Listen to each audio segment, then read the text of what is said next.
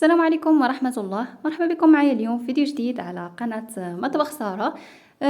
في إطار تحضير حلويات العيد إن شاء الله يدخلوا عليكم وعلينا بالصحة والسلامة إن شاء الله بكل ما تمنيتم.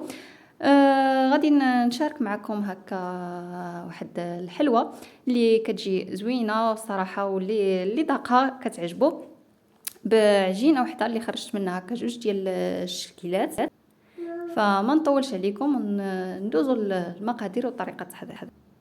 في المقادير عندي هنايا 2 كيسان ديال الزيت، كاس ديال السكر سنيده، 5 ديال الصفار ديال البيض مسلوق، قبيصه ديال الملح، وعندي 250 غرام ديال الزبده النباتيه، 2 خمارات وواحد السكر فاني، والدقيق كيبقى على حسب الخليط. تقريبا هنايا داليا كيلو شي شويه. فقصريه كندير 250 غرام ديال الزبده، وديك القبيصه ديال الملح، وخنيشه ديال السكر فاني، والكاس ديال سنيده، وغادي هكا غادي نمزجهم مزيان حتى تذوب ليا ديك سنيده وتنسجم ليا مع الزبده.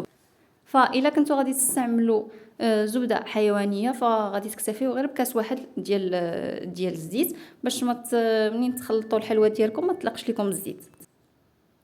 صافي من بعد ما خلطت ديك الزبده مع سنيده حتى تحصلت على واحد العجينه، غادي نزيد دوك 2 كيسان ديال الزيت. صافي وغادي نبدا نخلط هكا مزيان ونحك ديك الزبده مع سنيده باش تذوب ليا حتى تحصل على واحد الشكل هكا اللي داير بحال بوماد. صافي وكنتاكد بلا ما بقاش عندي دوك الكويرات ديال الزبده. صافي وكنضيف داك 5 ديال الملح ديال البيض مسلوق، فكيعطي واحد النكهه اللي زوينه بزاف، مغايره على اننا باش نديرو البيض هكاك خضر. صافي كنخلط مزيان، كنبدا نضيف الدقيق وكنبدا نجمع هكا بالاطراف ديال الاصابع، وغادي نضيف دوك 2 خمارات اللي عندي. صافي وغادي نبدا نضيف الدقيق حتى نتحصل على واحد العجينه المتماسكه واللي تكون قاصحه شي شويه، ما نخليوهاش خفيفه بزاف باش ما تديكش لينا هكا في الفران وتسيح. صافي غادي نستمر هكا نجمع في العجينه. فهاد الحلوه البنات كتجي لذيذه وزوينه بزاف، كيجي فيها واحد المذاق زوين، هي راها غريبه ومنين كنزيدوا ليها هذوك الاضافات كتجي بنينه بزاف. ثقوا بيا البنات فكيحماقوا عليها الكليان، اكيد غادي تجربوها وغادي تعجبكم.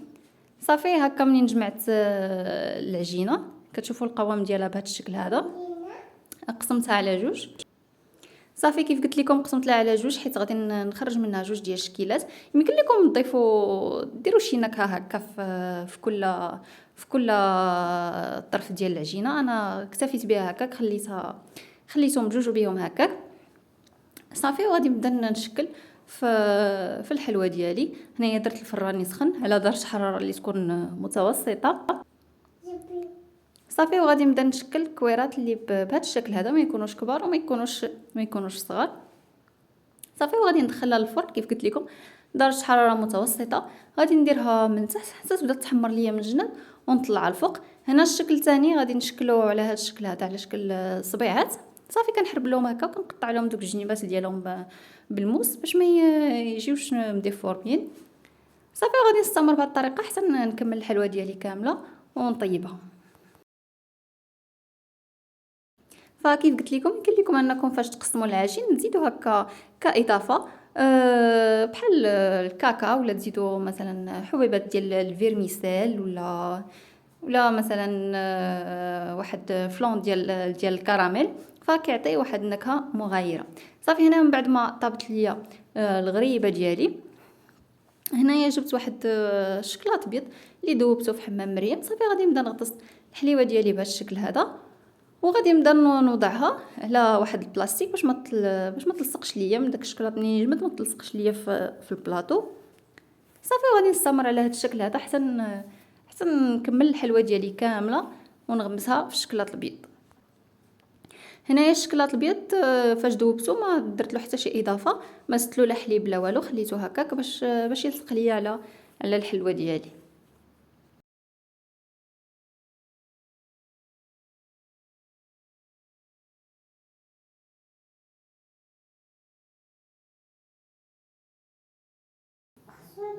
هنايا من بعد ما كملت الحلوى صافي غادي نجيب داك شويه اللي بقى ليا ديال الشوكولاط بيض، وبمعلقه صغيره غادي نبقى ندير هكا خطوط صافي، وغادي نرش عليه هاد العقيق. فهاد التزيين كيبقى اختياري، يمكن لكم تزينوا باش ما بغيتو.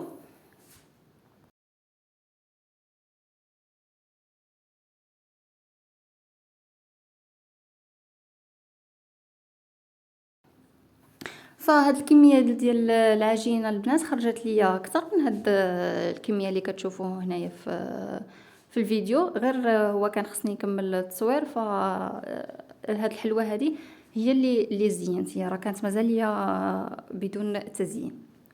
صافي وغادي ندوز للشكل الثاني اللي دوبت شوكولاط اسود صافي، وغادي نضيف عليه نصف كاس ديال الحليب. هذه هي الكاناش فاش غادي نزين دوك الصبيعات ديال الحلوى. فاش كتزيدوا الحليب في الاول راه كيبدا يتكتل الشوكولاط، فما تخافوش منه، غير حركوا مزيان فحتى كتحصلوا على واحد الخليط اللي كيكون منسجم. فكيف ما كتشوفوا معايا الخليط اللي حصلت عليه، الكاناش هي كتكون خفيفه وفي نفس الوقت كتلصق على الحلوه ديالي. صافي وغادي نبدا نفند دوك الصبيعات في الشوكولاط وندردر عليهم بحال هكا الشوكولاط فيرميسيل. فيمكن لكم انكم دوزوهم في الكفرات اولا الكوك، فالتزيين كيف قلت لكم كيبقى اختياري. صافي وغادي نستمر حتى نكمل الحليوه ديالي كامله.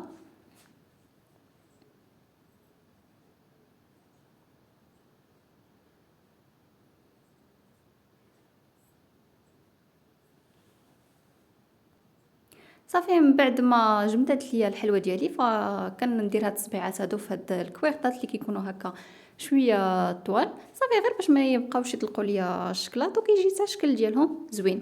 وصافي وهاد الحلوه اللي درتها بالشكلاط بيض صافي حتى هي كنديرها في الكويرات هكا الكويرطات عفوا اللي كيكونوا دايرين.